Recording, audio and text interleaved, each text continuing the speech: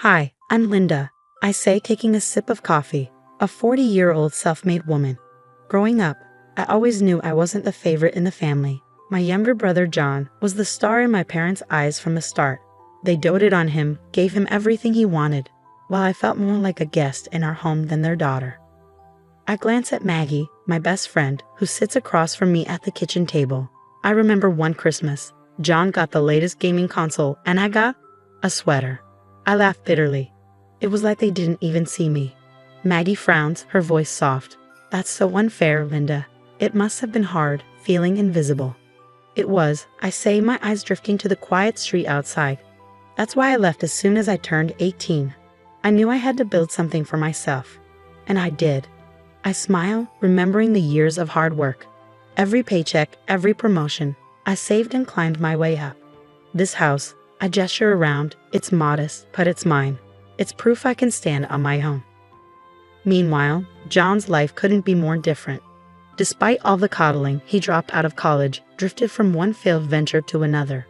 Now, jobless and with children from different partners, he's moved back in with our parents, relying on their constant bailouts. Maggie shakes her head, a mix of sympathy and frustration on her face. Let me guess, they're still making excuses for him. Exactly, I sigh, the familiar bitterness rising in my chest. It's always about how John needs more help, more chances. They never stop to think that maybe it's their endless rescuing that's kept him from growing up. Our conversation is interrupted by the ringing of my phone. I glance at the screen. It's Mom. I brace myself before answering, already knowing what this call is about. Linda, we need to talk about John. Mom begins, her voice tense. He's gotten himself into trouble with child support. He owes over $3,000, and if he doesn't pay, he could go to jail. And you're calling me because, I ask, though I already know the answer. We need your help, Linda, she pleads. We've done everything we can, but we're out of options. I feel that old pang of resentment. So you want money. It's not just money, Mom counters, desperation creeping into her voice. It's your brother's freedom. I take a deep breath, the weight of years of being second best pressing down on me. Mom, I've worked hard for everything I have. John has never had to struggle because you've always cleaned up his messes. There's a heavy pause, thick with unspoken accusations and disappointments. Are you really going to let your brother go to jail? Mom asks, her voice a mix of guilt-tripping and hope. I'm sorry, Mom, but I can't. I won't. My decision is clear, my voice firm. John needs to face the consequences of his actions. I have my own life, my own responsibilities. The call ends with a strained goodbye, leaving me with a swirl of emotions, anger, relief, and most of all, a sense of peace for finally standing my ground. Maggie reaches over, squeezing my hand in silent support.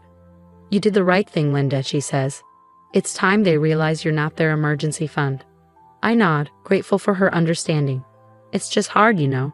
I know, she replies, her smile warm and reassuring. But you're doing what's best for you, and that's what matters. Not long after the phone call, there's a knock at my door. When I open it, I'm met with the tense faces of my parents. I let them in, knowing this isn't going to be a casual visit. Linda, we wouldn't ask if it weren't serious. Dad begins, his tone grave. John could go to jail. I cross my arms and lean against the wall. And how is that my problem, Dad? Why is it always me who has to fix things? You're his sister, Mom cuts in sharply. Family helps family. I let out a bitter laugh. Family helps family? That's rich coming from you. Where was that help when I needed support? Mom's eyes narrow. We did everything we could for you. Really? I challenge, my voice rising. Because all I remember is being sidelined the moment John was born. The air thickens with old grievances as Dad tries to mediate. Let's not rehash the past. We're talking about now. John needs help. And what about what I need? I counter, my frustration growing. I've been saving that money to pay off my house for my future, something I've built on my own. Dad's voice softens. We know you've worked hard, Linda. We're proud of you, but your brother. Stop, I interrupt, anger surging. It's always about John. What about me? Don't I deserve to feel secure in my home life? You're being selfish, Mom accuses, and the sting of her words cuts deeper than I expected. After all we've done for you. All you've done? I snap. You mean ignoring me unless it was convenient? You've never once considered what I might need. The conversation escalates quickly, voices rising, emotions raw. You want me to bail him out? Just hand over the money I've worked years for. No, I won't do it. We're still your family, Linda, Dad says, disappointment etched in his face. How can you turn your back on us? I stare at them, my heart pounding. How many times did you turn your back on me when I needed you? Where were you? Mom's eyes fill with tears. We came here hoping you'd understand the gravity of the situation. John is your brother. And I am your daughter, I reply sharply. But that never seemed to matter much unless it was convenient for you, I added, my voice heavy with the weight of unspoken truths. A painful silence followed, thick with the tension of everything that had gone unsaid for years. Finally, Dad broke the quiet, his voice low and measured. So you won't help? I can't. I won't, I reply, standing firm. I have my own life to think about. It's time John learns to deal with his own problems. Mom's eyes flash with a mix of disbelief and anger. You'll regret this, Linda. You're choosing money over your own family. It's not about the money. It's about respect. Something I've never really gotten from you. This is where I draw the line. After my parents left, the house felt eerily silent, like the calm after a storm. But I knew this quiet wouldn't last. The real tempest, the gossip, the family opinions, was still brewing. It didn't take long for the news of our confrontation to ripple through the family. Calls and messages started flooding in, each one reminding me of the divide my decision had caused. Some relatives were quick to criticize, echoing my parents' disappointment. How could you refuse to help your own brother? One aunt scolded over the phone, her words sharp and laced with judgment, meant to guilt me into reconsidering. But amid the disapproval, there were also voices of support. Maggie, ever steadfast, rallied our circle of friends. You did what was right for you, Linda. Don't let anyone make you doubt that, she reassured me during one of our late-night chats. Then there was my cousin Lucas, a distant relative who had always seemed to understand the family dynamics better than most. One evening, I received a text from him. I heard what happened. It's about time someone stood up to them. His support was unexpected, but welcome. A reminder that I wasn't alone in recognizing the toxic patterns that had plagued our family for years. As the days turned into weeks, the initial barrage of calls and messages began to wane, but the tension within the family lingered. I attended a family gathering knowing well the kind of reception I might face. Walking into the room felt like stepping onto a battlefield. Eyes tracked my every move, and whispers barely concealed themselves throughout the event. Lucas stayed by my side, his presence a quiet pillar of strength. You're handling this better than most would, he mentioned as we stood off to the side, away from the crowd. I have to, I replied, for my own peace. In the weeks following the family gathering, I focused on building a healthier, more balanced life. I knew that maintaining the boundaries I had set with my family would be crucial, not just for my peace of mind, but for my own growth. I started therapy, a decision sparked by the resurfacing feelings of guilt and abandonment after the confrontation with my parents. Sitting in a therapist's office, I opened up about my childhood, the favoritism, the neglect, and how it had shaped my relationships. It sounds like you've always been the responsible one, the one who had to take care of herself, my therapist noted, her voice gentle but probing. That's exactly it, I said, the realization dawning on me. And when I finally said no, it felt like I was breaking some unspoken family rule. We often internalize these roles, she explained, but breaking free from them can lead to significant personal growth. Her words were empowering, helping me understand that my worth wasn't tied to how much I sacrificed for others, especially when those sacrifices were never reciprocated. Meanwhile, John's situation worsened.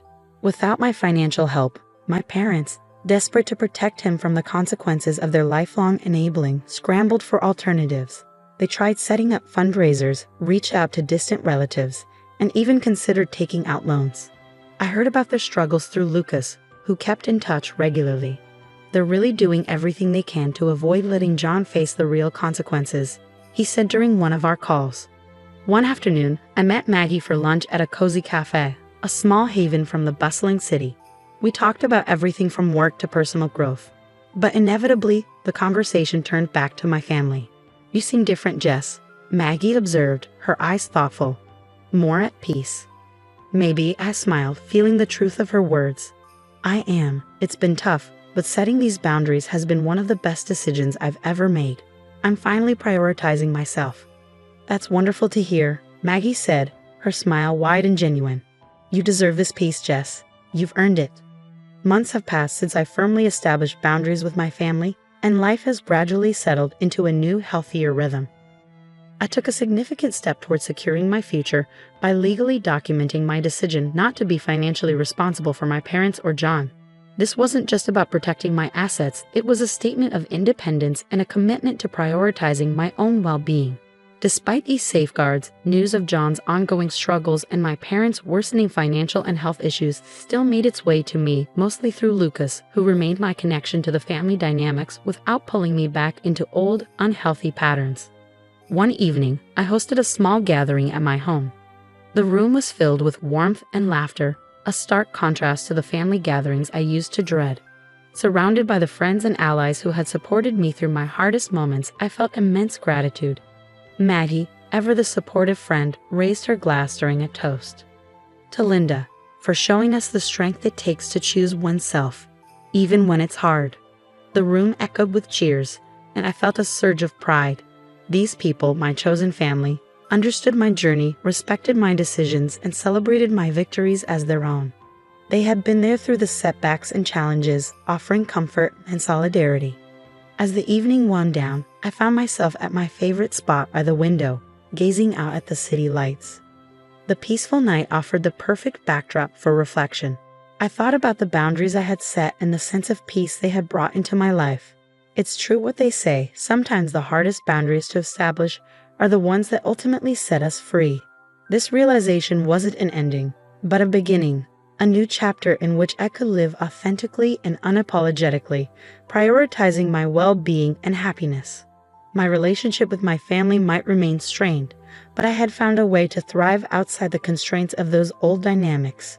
As I turned from the window, I felt a quiet triumph swell in my heart. This wasn't just my new normal, it was a hard-earned victory, a testament to the resilience and determination that had guided me through the darkest times. The story of Linda comes to a close, one of overcoming and setting boundaries that we hope resonates with many of you. Now we'd love to hear from you. Do you believe family obligations should always take precedence over personal well-being? Or is it sometimes necessary to put yourself first in order to truly help others? It's a deeply personal and often controversial topic, so please feel free to share your thoughts and experiences in the comments below.